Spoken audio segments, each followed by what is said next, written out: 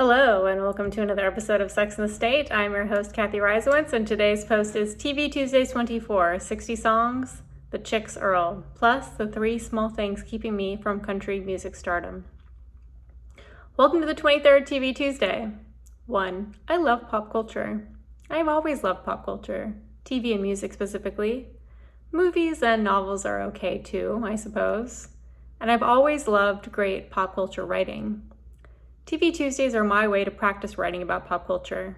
I'm not good at it yet, at least as far as Nico2864 is concerned, as his recent comment on the YouTube version of the last TV Tuesday attests when he writes, "This has to be one of the worst Succession takes I've ever heard, LMAO. A show about business has too much business?" First of all, Nico2864, Succession is a show about family, news media, and politics at least as much, if not more, than it's a show about business. And I stand by my statement that absolutely no one watches it for realistic depictions of mergers and acquisitions. Second, the punctuation goes inside the quotes unless you're in the UK, where they do it wrong. But third, you may be right that mine ranks among the worst Succession takes. I do, if I'm honest, think of myself as among the best writers who exist at the intersection of policy, social science, and self-help as they apply to sex, gender, and feminism, and economics. But I may never be among the best writers covering pop culture. That's okay. It's okay to be bad at things. It's actually, I think, good to be bad at things. If nothing else, it's good for brain health to challenge your brain to new kinds of tasks. It's no Sudoku, but it's a stretch for me. 2. I'm becoming my father. Growing up, Dad would never let us listen to music in the car with him. It was our chance to talk, he said. I respect and appreciate the hell out of that now. But back then, I spent a lot of time listening to music when I wasn't being chauffeured by him. I'd spend hours in my room, sitting on the floor, beating string and or knotting hemp into intricate jewelry, listening to CDs. Alone in the car, he listened exclusively to talk radio. This baffled me. Back then, CDs were expensive and I didn't have very many. Today, I have Spotify.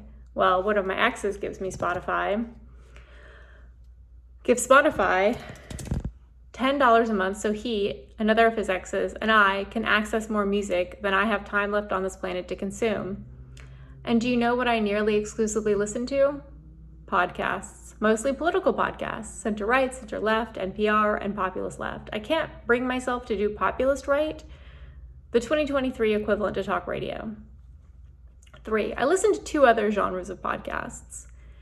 The exceptions are history podcasts and music podcasts. I listen to 2 music podcasts, Bandsplain and 60 Songs That Explain the 90s, and 4 history podcasts, Noble Blood, Behind the Bastards, Sawbones, and The Rest is History. Sometimes I'll listen to Revolutions or Dan Carlin's Hardcore History. I was a huge fan of Cynota's Horrenda, but it appears to be over, at least for now. But this post is about the Chick's Goodbye Earl episode of 60 Songs That Explain the 90s. 4. This song makes me cry every single time. John Michael Montgomery, The Little Girl. I don't really know why. I don't have a story or anything that explains it. But I was reminded of this fact as I fought back tears over and over again listening to this episode. I started going through the back catalog of this podcast because, and I am not making this up because how could I? It's far too weird for my creative faculties to invent. For a while, Harvilla would say this phrase. I don't remember exactly what it was, but the closest I can come to is something like, "Don't look it up," or "Don't look into it." But it absolutely killed me. I lived for it. Why? I don't know. Obviously, it was the inflection.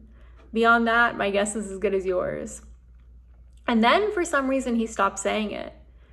And it was like when you get a song in your head and you can't remember the exact lyrics, so you have to listen to it again. So I began listening to past episodes, hoping he would say it, so I'd close that loop in my head and also get to experience the joy once again. Which is how I discovered a few episodes I'd missed, one of them being Goodbye Earl.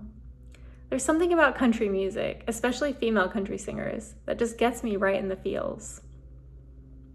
Martina McBride, Independence Day, Shut the Front Door. Dina Carter, Angels Working Overtime, love it.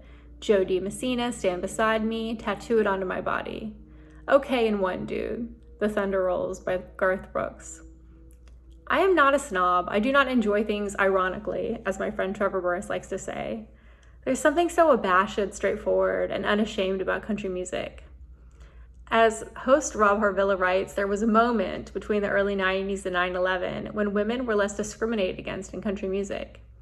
A beautiful moment when you could hear women singing about feminism and intimate partner violence on country music, radio stations, and CMT.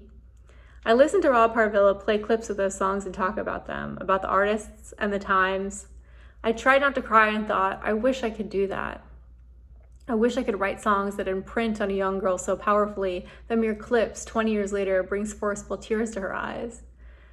The only thing standing between me and that dream is that I have no sense of rhythm, very little dexterity, and am, according to my lived experience and one online test, among the top third most tone-deaf people who also took that test. And you've got to imagine people who aren't tone-deaf aren't taking it. So alas, my opportunity to imprint on young girls, maybe I should rephrase that, my opportunity to influence the youths is pretty limited to non-music media. But it does happen. And even if I never get to write a single country hit or even get particularly good at pop culture writing, I'm very grateful for that.